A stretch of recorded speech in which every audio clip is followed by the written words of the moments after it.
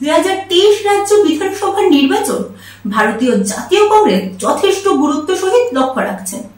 বিভিন্ন কেন্দ্রীয় নেতৃত্ব রাজ্যের বিভিন্ন প্রান্তে দলীয় প্রার্থীদের সমর্থনে ভোট প্রচার করছেন।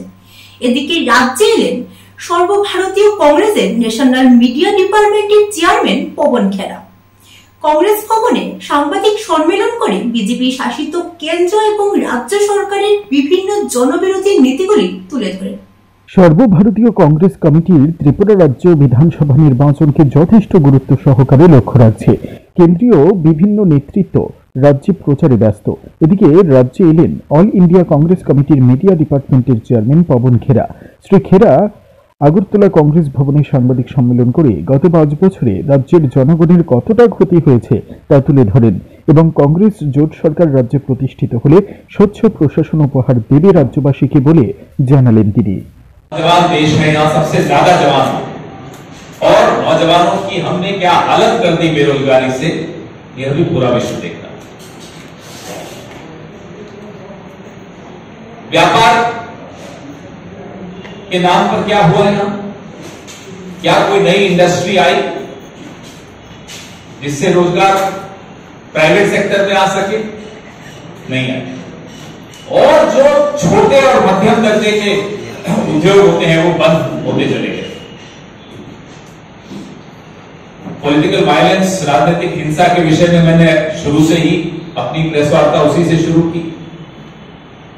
लगातार रिपोर्ट्स आती हैं, हमारे वर्कर्स पर हमले हो रहे हैं, हमारे अजय कुमार पर, सरिता जी पर, सब पर हमले हुए।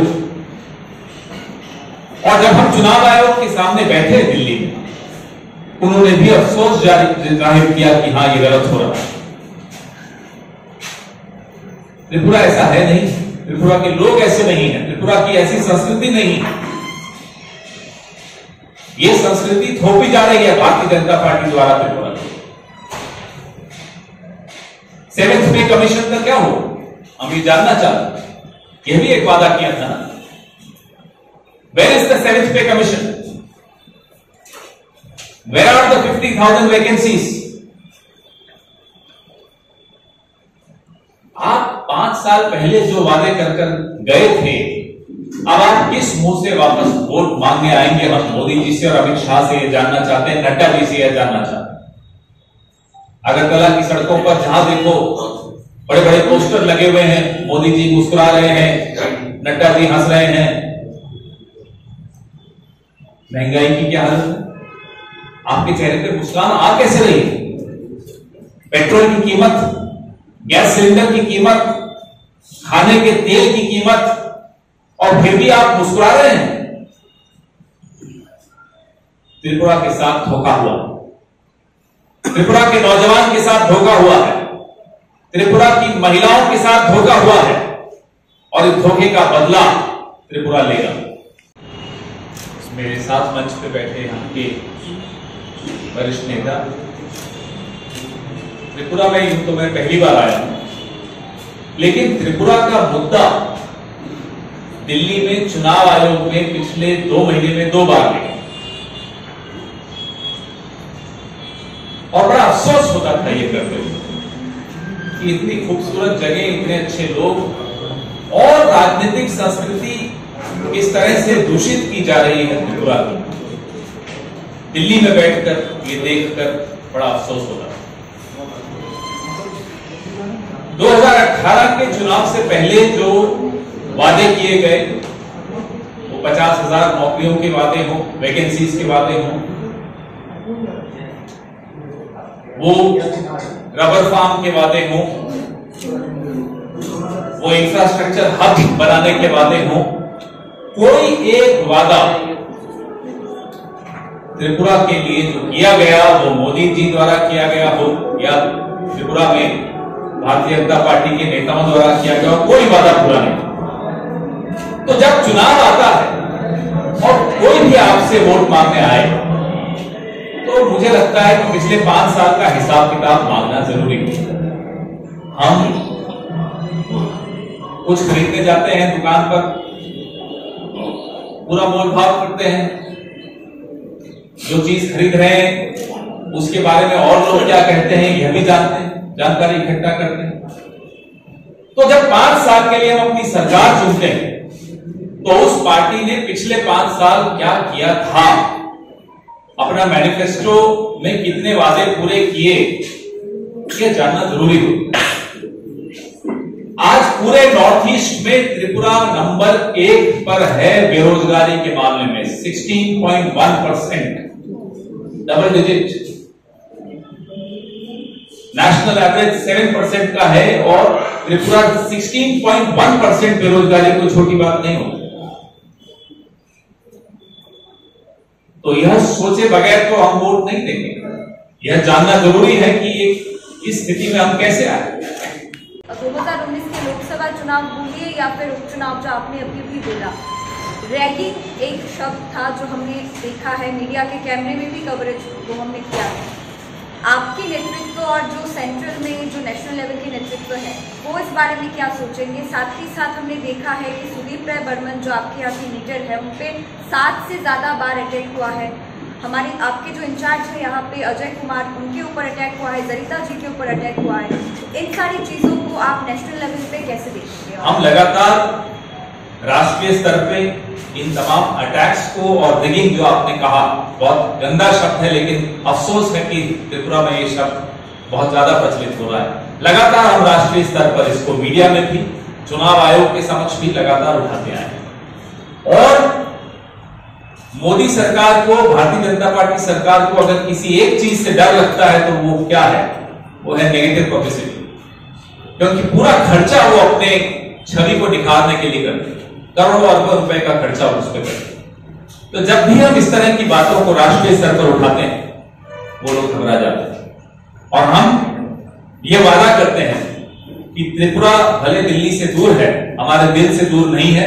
हम लगातार इन मुद्दों को उठाएंगे, दबाव बनाएंगे, चुनाव आयोग पर भी दबाव बनवाएंगे, राष्ट्रपति जी के यहां जाना पड़े तो वहां भी जाएंगे, और हर स्तर पर इन मुद्दों को उठाकर सरकार को मजबूर करेंगे कि फेयर पोल होना जरूरी है, निष्पक्ष चुनाव होना आवश्यक है। डराया जा रहा है, त्रिपुरा के वोटर को डराया जा रहा है। त्रिपुरा का वोटर डरेगा नहीं, घबराएगा नहीं, वो बदलाव के लिए वोट देना चाहता है, वो बदलाव के लिए वोट देगा। और जब नतीजे आएंगे, ये जो पोस्टर पे मोदी जी और नड्डा जी और अमित शाह मुस्कुराते हुए दिख रहे हैं ना, ये मुस्कान दूर हो जाएगी। अगले 5 साल हमारा वादा है कि त्रिपुरा के लोगों के चेहरे पर मुस्कान हम वापस लाएंगे। जो महंगाई का वजन लोगों के कंधे पर लाद दिया गया है, वो वजन हम कम करेंगे। नौकरियों की बात गंभीरता से हम करेंगे और वही वादा करेंगे जो हम पूरा कर सकते हैं। अब भारतीय जनता पार्टी का कोई भी नेता दिल्ली से यहां आए तो आपसे ये उम्मीद करूंगा कि ये सवाल जरूर पूछिएगा, 7th पे कमीशन के सवाल पूछिएगा, 50,000 वैकेंसीज के सवाल पूछिएगा, पेट्रोल, गैस सिलेंडर, खाने का तेल, ये सवाल पूछिएगा। दाएं बाएं देखना शुरू कर देंगे, उनके पास जवाब नहीं होगा। और क्यों त्रिपुरा में सांप्रदायिकता फैलाई जा रही है, क्यों एक को दूसरे से लड़ाया जा रहा है? क्योंकि उनके पास जवाब नहीं है आपके सवालों के। इसलिए आपका ध्यान बांटा जा रहा है, इसलिए आपको आपस में बांटा जा रहा है। त्रिपुरा का एक इतिहास रहा है आपस में प्यार से रहने का। कई सालों के बाद फिर से इस तरह का सांप्रदायिकता देखने को मिल रही है। लगातार गलत खबरें यहां से वहां आ रही हैं देश भर में। ये बदलना होगा, और ये बदलाव तभी संभव है जब आप वोट देते वक्त इन सब सवालों को दिमाग में रखोगे और बिना डर के कांग्रेस वाम गठबंधन को वोट दो। आप सबके माध्यम से मैं त्रिपुरा की जनता से यह आह्वान करना चाहता हूं, बेधड़क होकर वोट दीजिएगा। किसी की इतनी हिम्मत नहीं है कि आपका हाथ रोक सके या आपका वोट देने से आपको रोक सके। आपके सवालों का कैंपेनिंग वगैरह हुई है सर? एक तो मैं हूं आपके साथ सर, ये तो प्रेस रिलीज होगा या कोई स्टार कैंपेनर्स हमारे लगातार आ रहे हैं। कल सुप्रिया जी आई, आज मैं आया हूं और भी लगातार आपसे मीता जी और अनुमा जी नाम साझा करते रहेंगे। लगातार हमारे स्टार कैंपेनर्स आ रहे हैं। राहुल जी और प्रियंका सर, अलका लांबा जी भी हैं। कांग्रेस के साथ शिवसेना का कब गठबंधन हुआ त्रिपुरा में? कब गठबंधन हुआ त्रिपुरा में?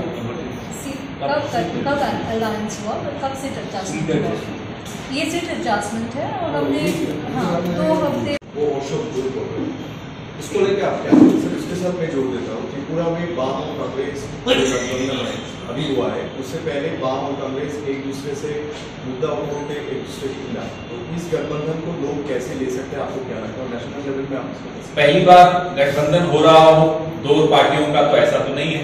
गठबंधन तो लगातार होते हैं।